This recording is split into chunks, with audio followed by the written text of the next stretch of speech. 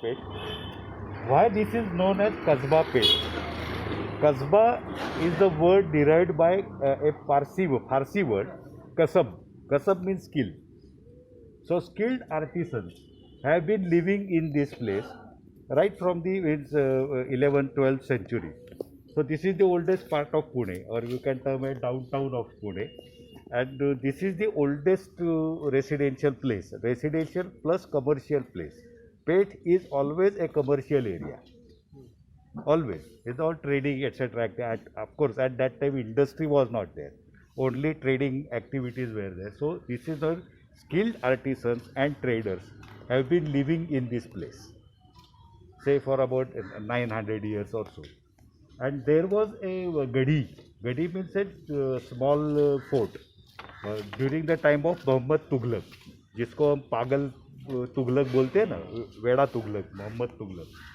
In those times, Bariya Arab was the name of the Sardar, which has constructed the small gadi. It was here somewhere. Of course, only Muslims were allowed in that gadi. Other Hindus and other people are not allowed. They were located in Pune. And this was the unprotected area. That we know that Shivaji Maharaj had got the one residential place, Lal Mahal. But he stayed over there for a very brief period. Because from defense point of view, Pune is very vulnerable, even today. Because it is on the plain lands and the protection of Pune is very difficult. So Maharaj had to shift to Rajgarh, a hill fort. And then onwards he always lived on some or the other fort. Because only defense mechanism was that. Pune was very difficult to protect. So Shahaji राजा ने भी बगावत की थी, यानी कि वो निजाम शाह मुगल उनके खिलाफ, Adil Shah particularly. So Adil shahi sent a फौज, यानी कि मुरार घोरपड़े, उसको भेजा और पुणे को इन्होंने तहस नहस कर दिया. So this was a very difficult place to protect. Even during Peshwa period, Nizam once attacked on Pune. There was also another occasion when he tried to attack on Pune during the time of Bajirao I. Then that battle of Palkhed emerged out of that. So Pune was a vulnerable place, very difficult to protect. So there was a gadi, small gadi. Then it vanished, of course, during the course of time. And then Bajirao came over here, 1732. Pune was a very small place, but Pune was politically and militarily very importantly located place, because there are many trade routes going through Pune. From the sea to Pune, then onwards inroads into the Desh part of it, or even Karnataka, Andhra Pradesh, trade routes were there, which were very easily contactable from Pune. And from military point of view also, Pune was more important than the original place of Peshwas. Peshwa means Balaji Vishwanath never came to Pune, the first Peshwa. He was appointed in 1730. He worked as a Peshwa for about 7 years.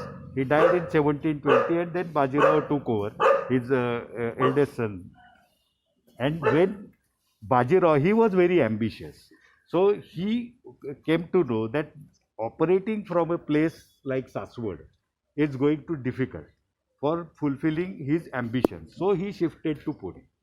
And so Pune came majorly on the political map, military map of India.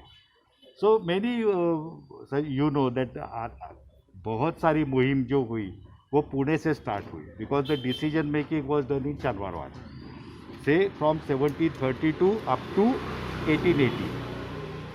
All very so, and interesting to note that Churchill was very fond of the atmosphere of Pune, and he thought that after his retirement he may come to Pune and settle. Of course he never, but he thought that Pune is a very good place. And when Britishers wanted to shift their capital from Kolkata to elsewhere, means I am referring to the regime of East India Company government, not the British government.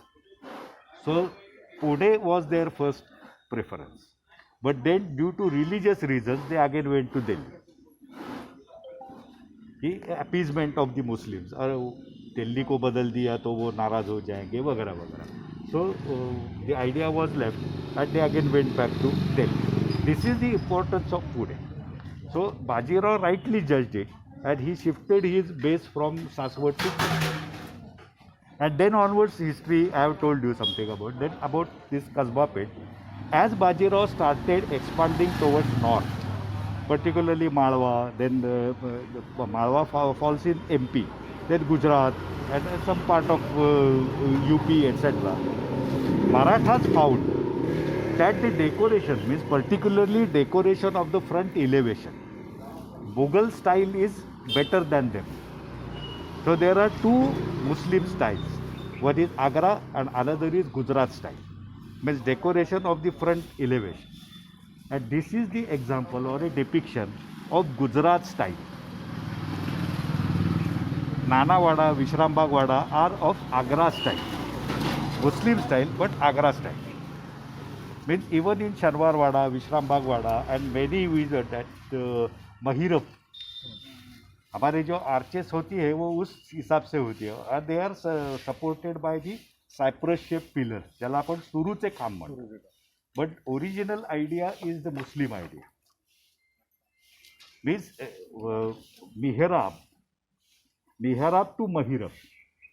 आपण रांगोळी घालतो ना, आपण म्हणतो की महिरपी कंस, तर ते मिहराब पासून आलेलं आहे. अँड मिहराब is the integral part of any mosque. So it is a typical Muslim design. आपल्याला कळत नाही, आपण रांगोळी तशीच घालतो. ते दिसतं चांगलं, त्यामुळे ते करण्यामध्ये काही मोठं पाप आहे असं नाही, पण आपल्याला माहिती नसतं त्यारे what is it origin. So that is a part of every mosque. So मिहराब टू महिरब and cypress shape tree or the pillar is this cypress tree represents eternity in Muslim philosophy. So the pillars are of cypress shape. During Shivaji period, the pillars used to be square. During Peshwa period, these cypress shaped pillars. So this is the depiction of Gujarat style. Many things are common because basically it's a Muslim style.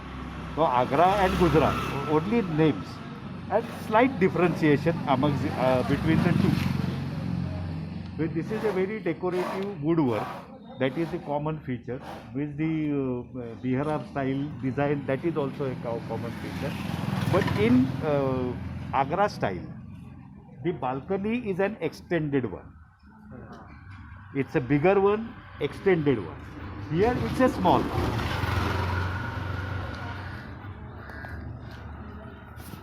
And you can notice the carving, the beauty in the carving. So this is probably the only thing which could be covered in our walk, the depiction of Gujarat style.